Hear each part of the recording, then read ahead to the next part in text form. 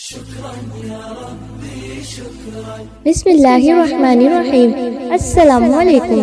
Blind چینی channel پر ہم آپ سب کو خوش آمدید کہتے ہیں۔ یہاں پر ہم آپ کو بصارت کی مشکل کا سامنا کرنے والے لوگوں کی زندگیوں کی متاثر کن اور دلچسپ کہانیاں سنائیں گے۔ ہمارے اس چینل پر آپ کو خصوصی تفصیلات، مشورے اور تجربات بھی ملیں گے جو بصارت سے محروم افراد کی زندگیوں میں ایک نیا جوش پیدا کر سکتے ہیں۔ آئیں ہمارے اس سفر میں ہمارے ساتھ چلیں اور دیکھیں کہ لوگ اپنی ہمت اور عزم سے اپنی زندگیوں کو ایک نیا رنگ کیسے دیتے ہیں۔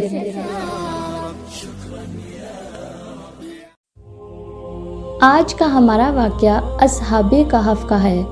یہ واقعہ قرآن پاک کی سورۃ الکہف میں بیان ہوا ہے۔ یہ واقعہ ایمان، صبر اور اللہ تعالیٰ کی قدرت کا ایک عظیم نشان ہے۔ بہت زمانہ پہلے ایک شہر تھا جس کا نام افسس تھا۔ کچھ روایتوں میں دوسرے نام بھی آئے ہیں۔ اس شہر پر ایک ظالم بادشاہ حکومت کرتا تھا جس کا نام دقیانوس تھا۔ وہ لوگوں کو بتوں کی عبادت کرنے پر مجبور کرتا تھا اور جو کوئی اللہ کی توحید کا قائل ہوتا اسے سخت سزا دیتا تھا۔ اس شہر میں کچھ نوجوان تھے جو اللہ کی وحدانیت پر ایمان لے آئے۔ وہ نیک دل، سچے اور ایماندار تھے۔ انہوں نے دیکھا بادشاہ کا نظام کفر و شرک پر مبنی ہے اور وہ زبردستی لوگوں کو گمراہی کی طرف لے جا رہا ہے، تو انہوں نے بادشاہ کی مخالفت کی اور اللہ کی عبادت کا اعلان کر دیا۔ جب بادشاہ کو ان کے ایمان کا علم ہوا تو اس نے ان کو بلایا اور انہیں مرتد ہونے اور بت پرستی کا حکم دیا۔ لیکن ان نوجوانوں نے کہا، ہمارا رب وہی ہے جو آسمان و زمین کا خالق ہے، ہم اس کے سوا کسی کی عبادت نہیں کریں گے۔ بادشاہ نے ان کو سزا دینے کا ارادہ کیا تو انہوں نے اللہ کی راہ میں ہجرت کا فیصلہ کیا۔ وہ شہر سے نکل گئے اور ایک غار میں پناہ لی جسے کہف کہا جاتا ہے۔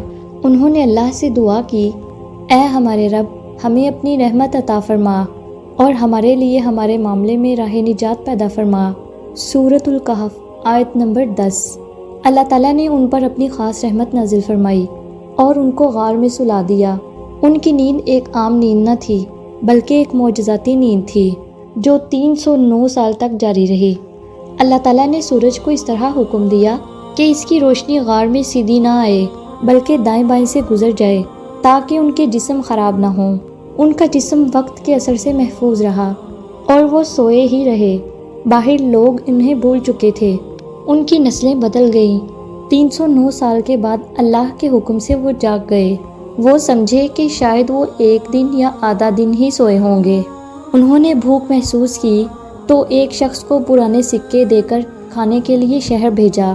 جب وہ شخص شہر پہنچا تو وہاں کا ماحول بدل چکا تھا۔ لوگ اللہ کو ماننے لگے تھے اور دقیانوس کا دور ختم ہو چکا تھا۔ جب لوگوں نے اس کے سکے دیکھے تو حیران رہ گئے کہ یہ تو بہت پرانے زمانے کے سکے ہیں۔ پھر وہ لوگ اس شخص کے ساتھ غار تک گئے۔ جب انہوں نے اصحاب کہف کو دیکھا اور ان کا واقعہ معلوم ہوا تو سب نے اللہ کی قدرت کو تسلیم کیا۔ پھر اللہ تعالیٰ نے اصحاب کہف کو واپس نیند میں سلا دیا اور وہیں ان کا وصال ہو گیا۔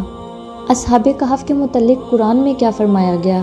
سورۃ الکہف میں آیات 9 تا 26 میں اللہ تعالیٰ نے یہ واقعہ بیان فرمایا ہے۔ یہ واقعہ اس بات کا ثبوت ہے کہ اللہ کی مدد ہمیشہ حق پر قائم لوگوں کے ساتھ ہوتی ہے۔ اللہ وقت کو اپنی مرضی سے روک بھی سکتا ہے اور بڑھا بھی سکتا ہے۔ ایمان پر قائم رہنا آزمائش کے وقت سب سے بڑی کامیابی ہے۔ اللہ تعالیٰ سے دعا ہے کہ وہ ہمیں بھی ایمان پر قائم رکھے اور ہمیں استقامت دے۔ آمین۔